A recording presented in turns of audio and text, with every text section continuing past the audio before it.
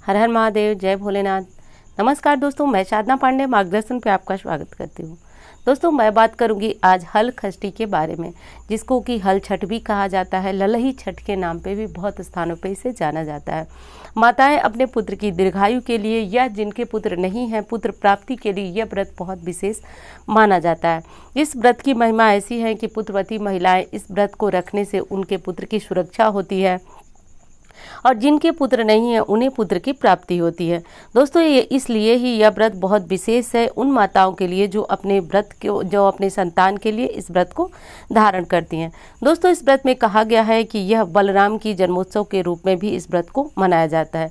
भाद्र माह के कृष्ण पक्ष की षष्ठी तिथि को हल छठी या ललही छठ की परंपरा है। कृष्ण पक्ष की जो षष्ठी तिथि है वह 28 अगस्त को यानी कि कल शनिवार को पड़ रही है। भाद्र माह के कृष्ण पक्ष की तिथि जो है वह 27 अगस्त शुक्रवार को शाम 6 बजे से शुरू हो जा रही है, यानी कि शुक्रवार को शुरू हो रही है, लेकिन यह शनिवार को जो कि उदया तिथि में मान्य है, तो इसलिए शनिवार को इस व्रत को रखा जाएगा। दोस्तों, सनातन धर्म में भाद्र माह के कृष्ण पक्ष की हल खष्टी को हल छठी ललही छठ मनाने की परंपरा है। इस बार यह जो तिथि है वह 28 अगस्त को पड़ रही है। तिथियां मैं बार बार आपको इसलिए बता रही हूँ कि बहुत सारे लोगों के प्रश्न आ भी रहे थे। यहाँ तक लोग ये भी पूछ रहे थे कि दीदी आप इस पर वीडियो नहीं तैयार करेंगी या क्या। तो दोस्तों, तैयार तो ये वीडियो सुबह की थी, लेकिन हमारे यहाँ कुछ परेशानी चल रही, जैसे इंटरनेट की बहुत ज़्यादा दिक्कत चल रही, इस वजह से मैं अपलोड नहीं कर पा रही थी। इसके लिए लेट हुआ तो आप क्षमा कीजिएगा। वैसे चलिए देखिए वीडियो में पूजा विधि क्या है और इस व्रत में कौन कौन से विशेष नियम होते हैं। दोस्तों, इस व्रत के नियम थोड़े से कड़े होते हैं जिनको आपको ध्यान देना चाहिए। ललही छठ पूजन विधि महिलाएं हल खष्टी का व्रत संतान की लंबी आयु के लिए रखती हैं। इस व्रत के दौरान अन्न बिल्कुल नहीं खाया जाता है। कारण यह है कि बलराम का जो कंधे पे शस्त्र कहिए तो रखे रहते हैं वो हल है, हल जिससे कि खेत की जुताई होती है, अन्न उत्पादन किया जाता है। इसलिए आज अनाज इत्यादि का सेवन बिल्कुल भी नहीं किया जाता है। महुआ की दातून हल खष्टी के व्रत में किया जाता है और हल से जुती हुई सब्जियां, यानी कि खेत में जब हल से जुताई होती है तभी सब्जियों का उत्पादन होता है, तो ये सारी चीज़ें आज के दिन ग्रहण नहीं किया जाता है। इस व्रत में केवल वही चीज़ें खाई जाती हैं जो तालाब में पैदा होती हैं, जैसे तिन्नी का चावल, यानी इनके लिए ना तो बीज डालने की आवश्यकता है और ना ही हल जोतने की, बुआई करने की कुछ भी आवश्यकता नहीं, ये खुद से पैदा हो जाती हैं, तो इसलिए इन चावलों को ग्रहण किया जाता है। और कुछ ऐसे साग होते हैं जिनको भी बीज डालने की आवश्यकता नहीं होती है, उनको कोई देख रेख नहीं होती है, फिर भी वो तालाब के किनारे उग ही जाते हैं, जिसमें कर्मी बोला जाता है, पसही का चावल बोला जाता है, जिसको लाल चावल आप जानते होंगे, अलग अलग स्थानों पे अलग अलग नाम से जाना जाता है।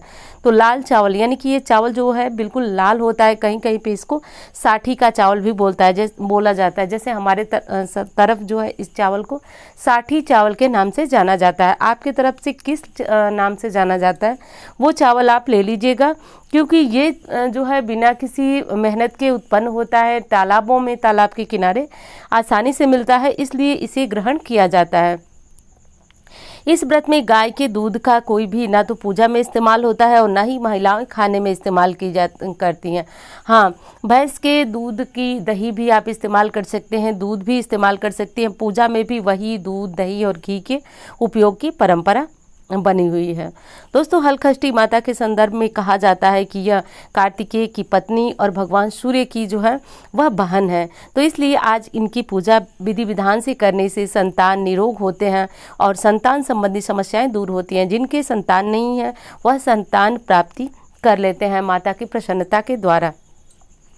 व्रती महिलाएं नित्य सुबह नित्य क्रिया से निवृत्त होकर पुत्र की दीर्घायु का संकल्प लें, यानी कि आपको व्रत का पूर्णतया संकल्प लेना है। विधि मैं आपको लगातार बताती हूँ और आपको आती भी होगी। इसके बाद नए वस्त्र धारण करें, गोबर ले आएं, इसके बाद साफ जगह को गोबर से लेप करें। और दोस्तों, इसमें एक परंपरा ये भी है कि आपको छोटा सा तालाब घर में बनाना है या फिर आसपास कहीं तालाब है तो वहाँ पे चले जाइए। इसके बाद इसमें आपको कुसा जो घास बहुत पवित्र मानी जाती है उसको ले आना है और उस कुसा घास को ले आकर के इसके बीच में लगाकर और उसी की पूजा करनी है। वहीं पे बैठ कर के कुछ महिलाएं इकट्ठी हो जाएं तो उचित है, अगर नहीं इकट्ठी हो सके तो भी आप ये पूजा कर सकते हैं। और इनका नाम जो है हरछठ बोला जाता है, यानी कि जो कुछ घास आप लाएंगे उनको गाड़ दें। इसके बाद विधि विधान के साथ पूजा अर्चना करें। पूजा के लिए 7 तरह के अनाजों की आवश्यकता होती है, जिसको सतंजा भी कहा जाता है। गेहूँ, जौ, अरहर, मक्का, मूंग और धान चढ़ाएं। इसके बाद हरी कजरियाँ, धूल के साथ भुने हुए चने और जौ की बालियाँ भी आज चढ़ाई जाती हैं। देखिए, जो चीज़ें आपको प्राप्त हो जाए वो चढ़ाएं। मेरा काम है बताना, आप इंतज़ाम कीजिए। यदि वो चीज़ें मिल सके तो बहुत अच्छी बात है, नहीं मिल सके तो जो मिल सके उनके साथ ही आप पूजा कर लें। इसके बाद भैंस के दूध से बने मक्खन से हवन करें। इसके बाद व्रत की कथा अवश्य सुनें। तो दोस्तों, ये थी हलखष्टी व्रत की कुछ जानकारियाँ जो कि आपको देना बहुत आवश्यक था। एक चीज़ और बता दूं दोस्तों, इसमें और आप क्या खा सकते हैं। तो देखिए, इसमें आप चावल, यानी कि चावल और साग जो है उसके साथ आप सेंधा नमक का इस्तेमाल भी कर सकते हैं। और व्रत में आपको सुबह से संकल्प जरूर लेना है। इस बात को मैं दोबारा भी कह रही हूँ कि आपको संकल्प लेना आवश्यक है, क्योंकि आपने पूरे दिन व्रत रखा और यदि देवता के नाम से संकल्पित नहीं किया तो आपके द्वारा किया गया व्रत जो है वह बेकार हो जाता है। इस व्रत में आप पहले से ही महुए की दातून का इंतजाम कर लें, और महुआ खाना इसमें काफ़ी श्रेष्ठ माना जाता है। तो हो सकता है तो आप महुए का इस्तेमाल अपने भोजन सामग्री में करें। व्रत के समय या व्रत के पारण के समय आप महुए से बने व्यंजन इत्यादि का इस्तेमाल करें, ये काफ़ी श्रेष्ठ और शुभ माना जाता है। दोस्तों, कहा गया है कि इस समय यानी कि हलखष्टी के दिन जिन माताओं के पुत्र नहीं है वो संतान प्राप्ति के लिए माता से प्रार्थना करके इस व्रत को शुरू करें। तो इस व्रत की अपनी एक अलग ही महिमा है। इस व्रत को कुछ ऐसे विशेष कुंड हैं जिसमें स्नान करने से भी पुत्र की प्राप्ति होती है। तो आपके यहाँ जो भी नियम हो उसका पालन करें, और पुत्र की सुरक्षा के लिए, या फिर आपको पुत्र नहीं है तो आप इन व्रतों को जरूर रखें, क्योंकि ये व्रत जो कहे चिरकाल से काफ़ी महत्वपूर्ण व्रत चले आ रहे हैं। तो इस व्रत को रखें। अब एक चीज़ और बता दूं कि आपके यहाँ की जो भी स्थानीय परंपरा हो उसका पालन जरूर करें। जैसे कि मैंने बताया आपको, जो लाल चावल है उसका नाम अलग अलग स्थानों पे अलग अलग, हमारे यहाँ इसका इस्तेमाल जो है छठ में भी होता है और उसको साठी चावल के नाम से जाना जाता है। तो सामग्रियाँ वही होती हैं, बस इनके नाम अलग अलग होते हैं। तो हो सकता है जो सामग्री मैं बता रही हूँ वो आपको कुछ उसमें से समझ में न आए, तो आप अपने यहाँ स्थानीय मान्यता के अनुसार जो चीज़ें व्रत में इस्तेमाल होती हों आप उनको इस्तेमाल करें और उन चीज़ों से व्रत रखें, उसी विधि से व्रत रखें। और ये छोटी सी जानकारी आपको बहुत हेल्प करेगी व्रत रखने में। उम्मीद करती हूँ जानकारी आपको पसंद आएगी। धन्यवाद।